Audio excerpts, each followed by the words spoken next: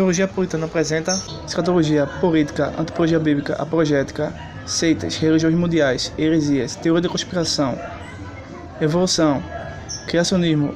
Eu sou Luciano Firmino e você está no canal oficial de Apologética e Teologia. Assista, compartilhe e se inscreva. Estamos aqui no volta do canal. Neste vídeo nós vamos fazer uma breve resposta a respeito de uma pergunta cuja problemática será resolvida neste vídeo. Bem, a pergunta consiste no fato de que se existem evidências históricas extrabíblicas que provam a existência de Cristo, certo? Vamos verificar isso. Então, vamos ver, primeiro ponto, o testemunho dos pagãos, tá certo? Vamos ver no segundo ponto, o testemunho judaico e um terceiro ponto, que é o testemunho cristão fora da Bíblia, né?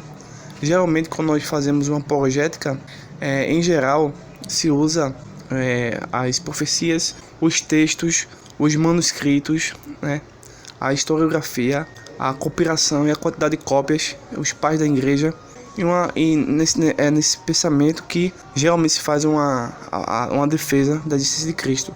Mas existe uma outra forma de provar a existência de Cristo baseando-se em fontes que não são cristãos, né? Cristã, no caso, ou seja, são evidências de pessoas que realmente observaram, conheceram fatos da vida de Cristo, mas que não eram seguidores deste movimento do primeiro século, o cristianismo original. Então essas pessoas no primeiro século, basicamente, elas também deixaram escrito alguns pensamentos e isto se torna evidência para comprovar a existência de Cristo.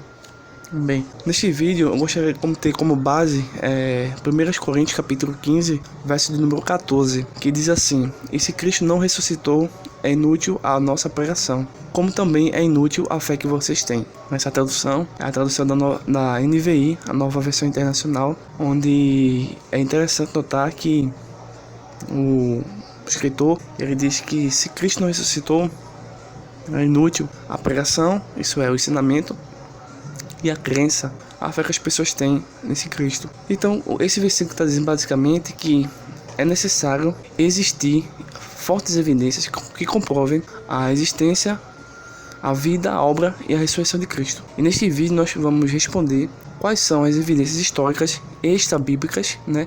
Ou seja, evidências fora da Bíblia que comprovam a veracidade da Bíblia Sagrada no sentido da existência de Cristo. Nós sabemos que Cristo é a pedra sobre a qual a igreja foi fundada. Através dele vem a fé em Deus para a salvação do pecado. Dele veio o amor ao coração humano, que faz com que os homens considerem as pessoas humanas como sagradas. Uma vez que Deus é o Criador do ser físico e espiritual do homem e o fundamento de toda a esperança futura.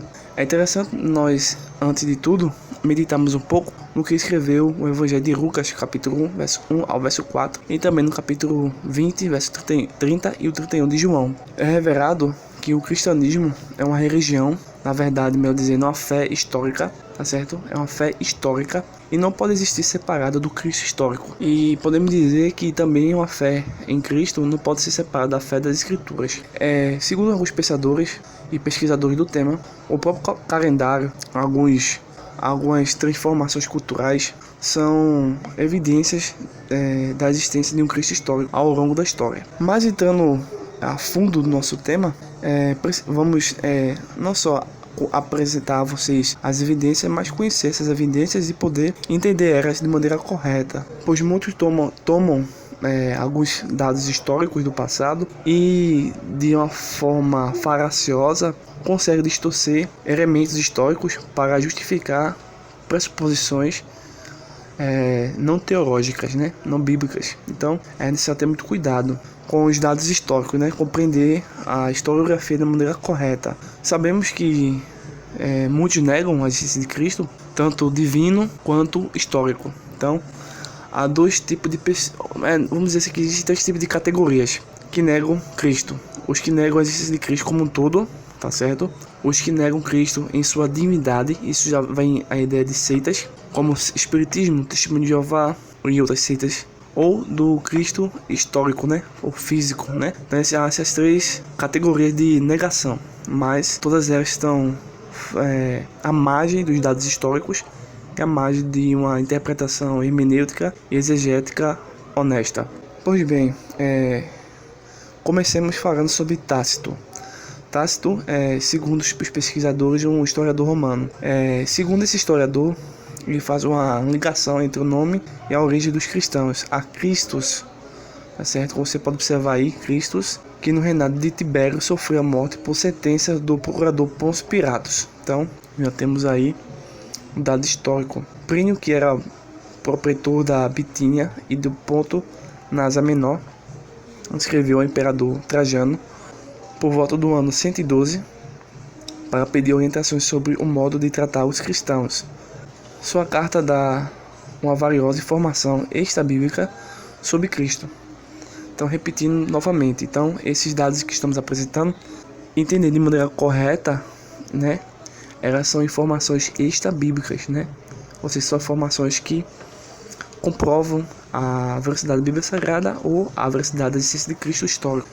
Continuando a questão, ele elogiou a elevada integridade moral dos cristãos, isto é, do primeiro século, tá certo? Comentando sua recusa em cometer roubo ou adultério, a testemunhar falsamente ou atrair a confiança depositada neles.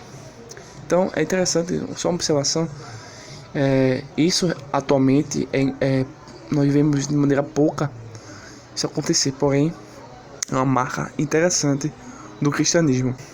Plínio chegou a dizer o seguinte, que eles entoavam uma canção a Cristo como para um Deus. Esse um Deus no sentido de ser Deus verdadeiro, né? Deus único, né? Porque Deus, ele é três pessoas, né? Distintas. Essa é a questão da trindade, né? Posteriormente podemos comentar melhor. Já Suetônio, em sua obra Vidas dos 12 Césares, Vida de Cláudius, mencionou que os judeus foram expulsos de Roma por causa de distúrbios a respeito de Crestos, que seria uma referência a Cristo. Outro escritor cujo testemunho é particularmente importante devido ao seu caráter satírico era um Luciano, por volta do ano 125 a 190, que escreveu uma sátira sobre os cristãos e sua fé por volta do ano 170. Luciano descreveu Cristo como aquele que foi crucificado na Palestina por ter iniciado esta nova seita. Ele escreveu que Cristo tinha ensinado os cristãos a crer que eram irmãos e que deviam cumprir seus mandamentos, e ridicularizou-os por adorarem esse sofisma crucificado. Veja só, o uso dessa palavra seita aqui no período em que nós estamos analisando até a ideia de ser um movimento contrário ao movimento judaico, né? A vertente judaica, né? Ou a certos cultos de um deus Mitra, mas no contexto do século XXI, século XVIII, século XIX, é um contexto da ideia no sentido de ser antibíblico, né? É diferente a palavra do contexto.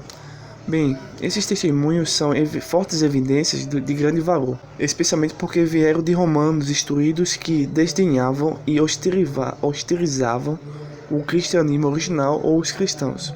Com base nesses testemunhos, além da Bíblia, que é a verdadeira e única fonte confiável dos fatos históricos a respeito da divindade, que também é uma obra de vital importância, pode-se concluir que há evidências suficientes para afirmar a existência da histórica de Cristo. Então esse foi o primeiro ponto. Já o segundo ponto, vimos aqui basicamente a questão mais romana, né? Porque lembre-se que o cristianismo aí original começou a existir, a se formar no Império Romano, né? Então, já no testemunho judaico, nós basicamente vamos encontrar o historiador Flávio Joséfo. Flávio Joséfo, que foi um escritor, historiador, procurou justificar o judaísmo diante dos romanos instruídos. Também menciona Cristo. Ele falou de Tiago, o irmão de Jesus, assim chamado Cristo. Além de comprovarmos a existência de história de Cristo através de fontes extra-bíblicas, provamos que o próprio Jesus teve outros irmãos que veio de sua mãe, né? Então Maria teve outros filhos, segundo a história, né? Extra-bíblica. E também bíblica, né? Em outras passagens, muitas vezes acusada de ser uma interpolação feita por cristãos, mas que para muitos é autêntica. Joséfo falou de Cristo como um homem sábio, sentenciado à morte na cruz por Pilatos. Então, cruz aqui é uma cruz realmente em formato de T, né? O Cristo foi crucificado nesse formato de T e não foi estacado, ou seja, pendurado em uma árvore ou em um tronco, como diz algumas seitas. Bem, a maioria dos eruditos, segundo eles, vai concordar que essa informação, mesmo por ser básica, é muito provável que ele realmente fez isso no seu texto original. Bem, certamente nós sabemos que Joséfo não era um seguidor ou amigo do cristianismo e, portanto, sua menção a Cristo é importante para compreendermos a existência do Cristo. No terceiro e último ponto, aqui eu gostaria de dizer o seguinte: o testemunho fora da Bíblia. Mesmo que sejam assim literaturas um pouco tardia, ou um pensamento tardio, que vem basicamente de cartas e pergaminhos, no sentido de serem apócrifos, alguns usam essas evidências apócrifas para comprovar a existência de Cristo, né? Mas eu não usaria isso, né? Por outros motivos que eu não vou citar aqui, talvez em outros vídeos, para não ficar muito extenso. Bem, por outro lado, nós podemos utilizar as descrições de figuras de imagens como de peixe, de âncora e de outros símbolos que foram criados ao longo do tempo das catacumbas, e elas que vão dar testemunho da crença de um Cristo histórico, né, uma coisa mais visível, assim como a existência do calendário cristão e outras questões semelhantes. Bem, segundo alguns, a questão de uma data do calendário do cristão, que foi formulado pelo Abade, cita Dionísio Gingus, morto por volta de 550, em seu Ciclus Praxeris. Escolheu 754, ano da fundação de Roma, em vez de 749, uma data mais precisa para o nascimento de Cristo. Bem, em seu Evangelho, Mateus, no capítulo 2, versículo de número 1, declarou que Jesus nasceu em dias do rei Herodes, certo?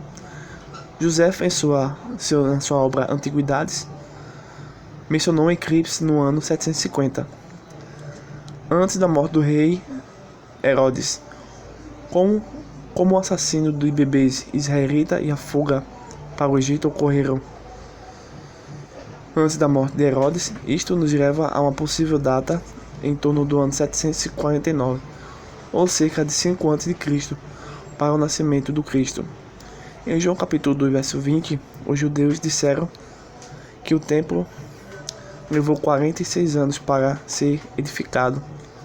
Joséfo, o historiador romano Dio Cassius, citaram 779 como a data em que a construção do templo começou. Jesus tinha cerca de 30 anos, de acordo com Lucas capítulo 3, verso 23. Então, subtraindo esses 30 anos de 779, temos 749, ou 5 a.C., como a data mais aceitável para o nascimento de Cristo, ou seja, cerca de 5 anos mais cedo do que a nossa datação da era cristã. Então, essas foram as evidências extrabíblicas para se comprovar a existência de um Cristo histórico, né? Que foi o testemunho pagão. Nós vimos aí Tácito, nós vimos também Plínio, nós vimos Suetônio, nós também vimos Luciano, entre outros. Vimos Flávio Joséfo e alguns elementos de livros apócrifos e figuras, artes das catacumbas, né? E a própria data do calendário, que são, se juntarem a essas evidências, comprovam a existência do Cristo histórico. Então, se você gostou desse vídeo, se inscreva, compartilhe, deixe sua sugestão e até o próximo vídeo.